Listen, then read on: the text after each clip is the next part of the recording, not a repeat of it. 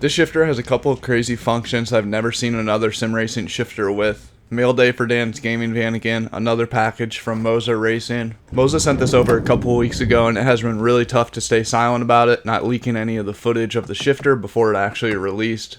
But as of today, February 20th, 2023, the Moza HGP shifter is released. There's a link in the bio that is an affiliate link, so if you want to buy this shifter, I'd appreciate it if you use it. If you just want to check out any of the features, you can also click on it below. So in this video, we're going to quickly start off by unboxing the HGP shifter, showing you everything that comes in the box when you order it. And while this sticker won't show up in your HGP shifter box, you can pick one up from the link below if you want to support Dan's Gaming Van's travels at all. Go down below in the Big Cartel link, check out the website, I'd really appreciate it. We're going to assemble the pieces that come in the box and we're going to make our way to the sim racing rig, pull off the old shifter, and then put the new one on. We'll also talk a little bit about comparing this versus the old shifter, Thrustmaster TH8, comparing the TH8A versus the HGP shifter, Thrustmaster versus Moza, like my Thrustmaster versus Moza videos in the past. I'll put a link in the bio to that video when it is finished, so be sure to go check that out. So far we've pulled out the shifter knob, which I must say has a lot of weight to it. I was really surprised when I pulled out of the box how heavy it is. We also pulled out both the cables. One is a USB direct cable and the other one is used for connecting your shifter directly to the wheelbase. Last to come out of the box, and most definitely not least in the box, the HGP shifter.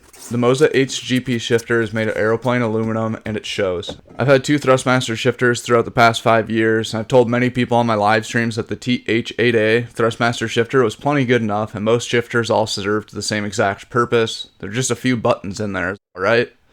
Wrong. The appearance and the feel and the hand alone is night and day. As per usual with comparing Thrustmaster to Moza, this gives an actual racing simulator feel, while the Thrustmaster had a very plasticky, toy-like appearance and feel to it. While talking about toy feeling, I need to emphasize the notchiness of going into gear. It's one thing that I can't really show in video, but it's one of the biggest perks of this shifter. The Thrustmaster has close to no resistance when going in and out of gear, and the HGP has a load of resistance, not only when going into gear, but even when coming out of gear back into neutral.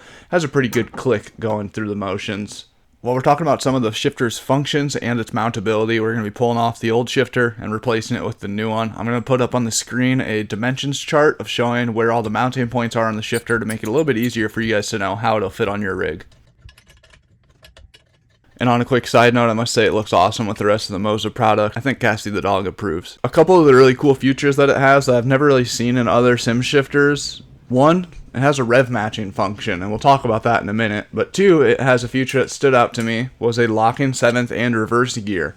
As I mentioned before, there's two ways to wire this. You can either go directly USB to the PC, or you can plug it into the base. This was me realizing that I don't think the R9 has a to the base option, and that must be for different wheelbases. Not only is it nice to not slip into reverse when you're panic downshifting to first, but it just adds another level of realism and just being different than the usual sim shifter.